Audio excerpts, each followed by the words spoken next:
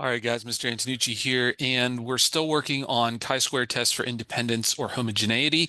And this one, we want to talk about how to calculate the test statistic and p-value in a test when you're testing about the relationship between two categorical variables. So if the conditions are met to perform a test on the null hypothesis, which is assuming there's no association between the two categorical variables, you need the chi-square test statistic, which is calculated the same way it was with the goodness of fit, the sum of observed minus expected squared divided by expected, where the sum is over all cells in the two-way table, not including the table totals.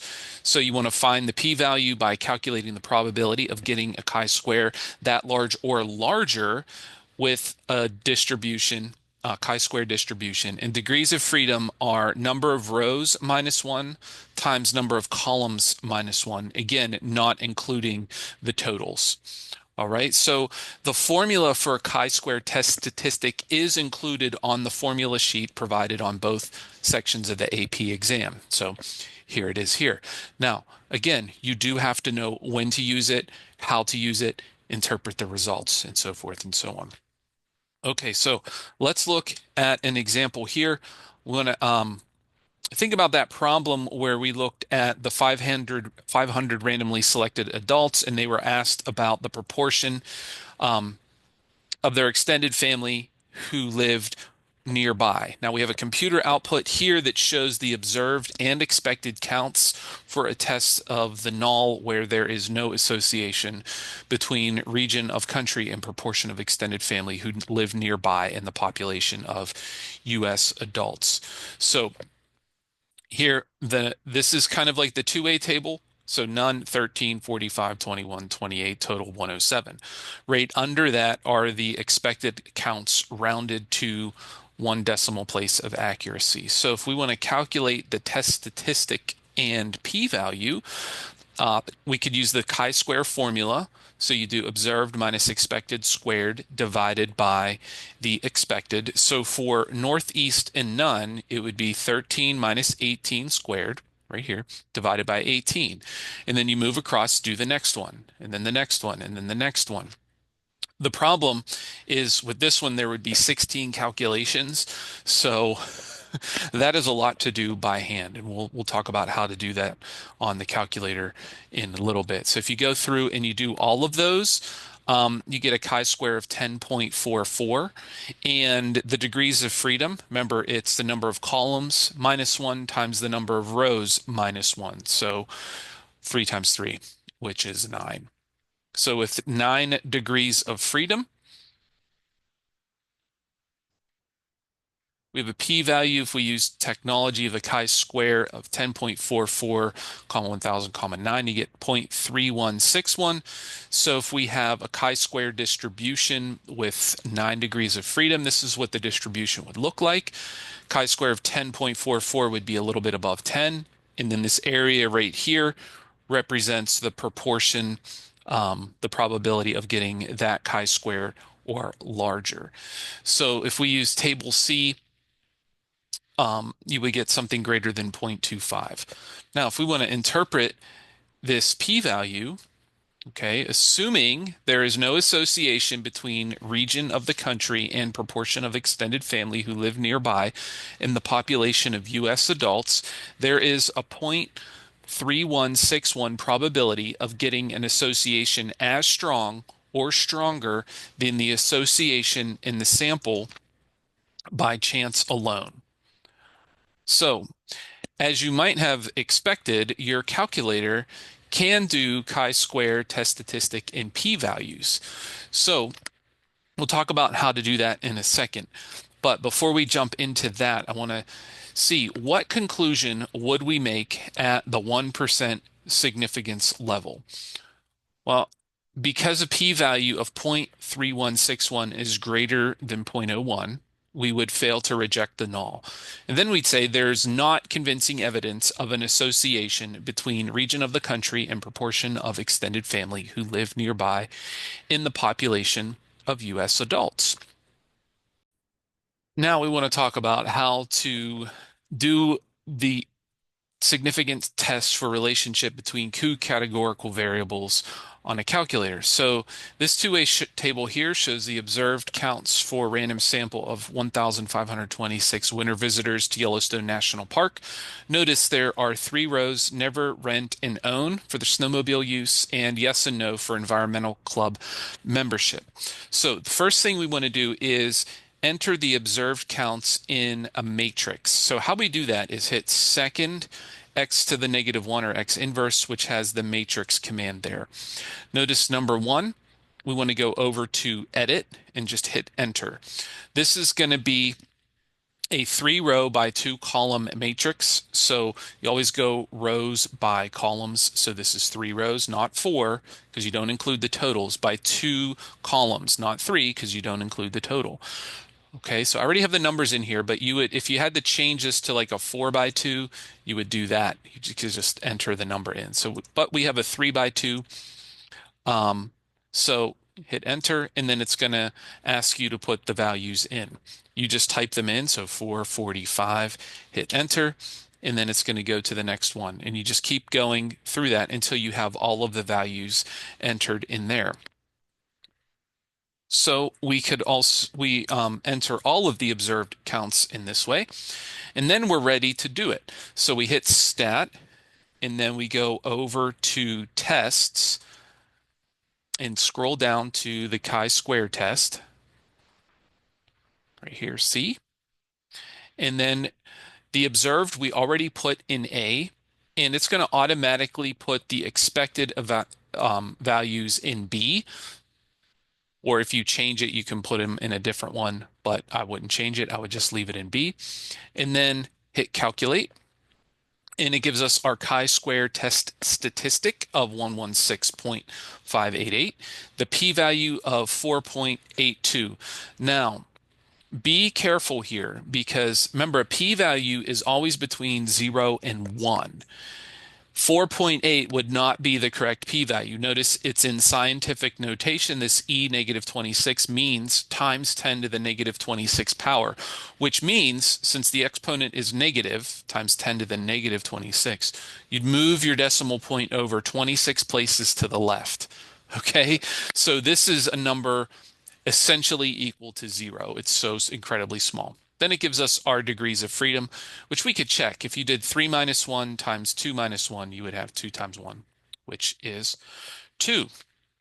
So that's what we have there for the calculator. Now you can use your calculator to carry out the mechanics of a significance test on the AP Stats exam. But again, there's a risk involved. If you give the calculator answer, but don't show your work, and one or more of your values are incorrect, you will likely not get any credit for the do step. So make sure to include the chi-square test statistic, degrees of freedom, and p-value in the do step, along with the elements of the other 3 steps, the state, plan, and conclude. Now, this is what we would call a full technology approach, and it's going to generally be more accurate than doing the calculations by hand. And so for that reason, we're going to typically use the calculator values when we report results. Next, we're going to talk about the 5th piece of this, which is how to perform the full test, the chi-square test for independence. So the appropriate inference procedure for testing a claim about the relationship between 2 categorical variables is the chi-square test for independence. And this is a significance test of the null hypothesis that there is no association between the 2 categorical variables in the population of interest. Remember, the null is the dull hypothesis, no association. So here we go with an example. People who are prone to sudden anger more likely to develop heart disease. A prospective observational study followed a random sample of 8,474 people with normal blood pressure for about 4 years. All these individuals were free of heart disease at the beginning of the study. Each person took the Spielberger trait anger scale test, which measures how prone a person is to sudden anger. The researchers then categorized each person's anger level as low, moderate, or high based on their test score. They also recorded whether each individual developed coronary heart disease. This classification includes people who had heart attacks and those who needed medical treatment for heart disease. The two-way table summarizes the result of the study here. So we have the two variables, anger level and heart disease. Heart disease has two rows here, yes or no. Anger level has three columns, low, moderate, high, and then we have the totals as well. So we want to answer the question, do these data provide convincing evidence at the 10% level of an association between anger level and heart disease status for people with normal blood pressure? So here is what we're going to do.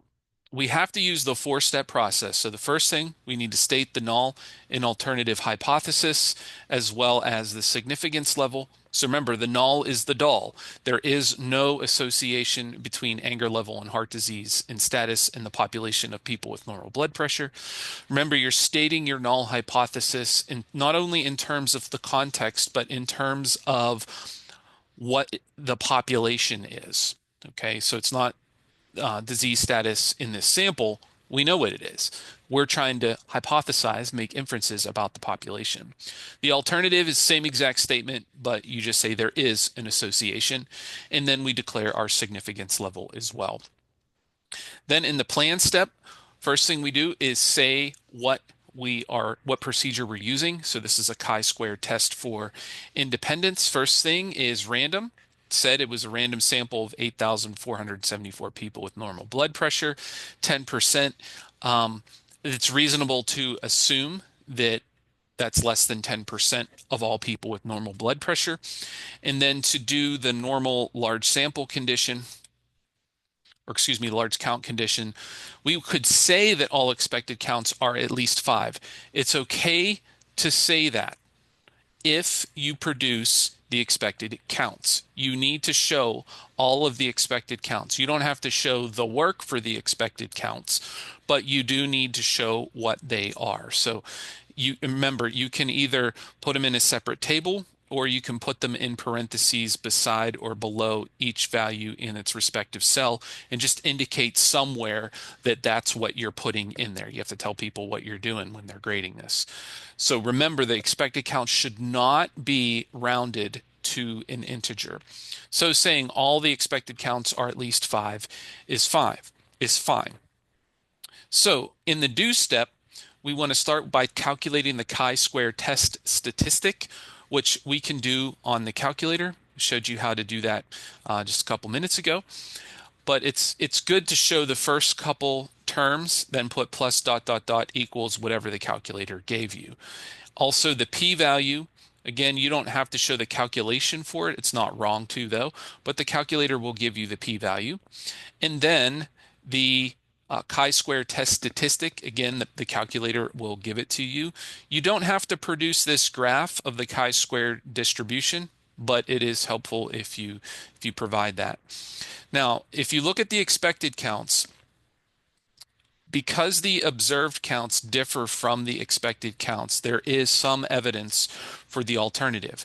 Now, this is not part of the test. This is just making a statement or an observation about the information we have so far. The significance test is going to let us know if it's convincing evidence. So the state plan do, now we want to conclude, because a p-value of 0.0003 is less than our significance level of 0.10, we reject the null, and we conclude there is convincing evidence of an association between anger level and heart disease status in the population of people with normal blood pressure. And that's it. That's our four-step process for that one. Another thing that we can do is conduct some follow-up analysis to determine which cells contributed to the most to the chi-square test statistic. This is not part of the four-step process. You do not have to do the follow-up analysis unless you are specifically asked to do so. So this is how we do it. So if you look at the contributions, then you can see what cell contributed the most to the chi-square test statistic. So low anger and yes contributed 4.014 and high anger yes 11.564. So what this means is many fewer low anger people developed heart disease than expected, and many more reported many more high anger people got heart disease than was expected. So now we have the question, can we conclude that a propensity to quick anger causes heart disease? No, we cannot. And here's the reason why. Because of the way that this was conducted. How it was conducted, as it was as an observational study, not an experiment. So it wouldn't be surprising if some other variables are confounded with anger level and heart disease. So we just have to be careful with that. Before we wrap this video up, I want to talk about a couple AP exam tips here. You should specify which of the chi-square tests you are using. Just saying chi-square test is unlikely to earn credit on the AP stats exam. So this was a chi-square test for independence as opposed to a chi-square test for goodness of fit, or what we're going to learn in a couple seconds, a chi-square test for homogeneity. Second thing, another method that suffices for checking the large count conditions is to report the smallest expected count, show that it is greater than or equal to 5, and state that all expected counts are at least 5 because this one is the smallest. Now, what we did in this example up here is we did produce all the expected counts, and then we said that they are all greater than all the expected counts are at least 5. Totally fine to do it that way. Similar to the chi-square test for goodness of fit, you're not expected to do follow-up analysis on the AP Stats exam unless you are specifically asked to do so. If you are, you should address the size of the contribution and the direction of the difference. So when we talked about these two contributions up here, the 4.014 was what low anger and yes contributed. And if you looked at how that 4.014 was calculated, low anger and yes was less than the expected count. So this is where we say fewer. Now, the high anger yes was the 11.564. And if you looked at the specific term of the chi-square test statistic for high anger and yes, you would see that it was a positive value before we squared it, indicating that many more high anger people got heart disease than expected. So make sure you address the size, so these two numbers, and then the direction, whether it was more than expected or less than expected. And finally, when the p-value is very small, we talked about this a minute ago, the calculator is going to report it in scientific notation. So just make sure you take that into account because the p-value is always going to be between 0 and 1. So if the p-value is 3.228 times 10 to the negative fourth power, you would not report 3.228 as the p-value. Okay, you'll lose credit for that. So just be careful there. All right. Hope that was helpful to you guys. Take care.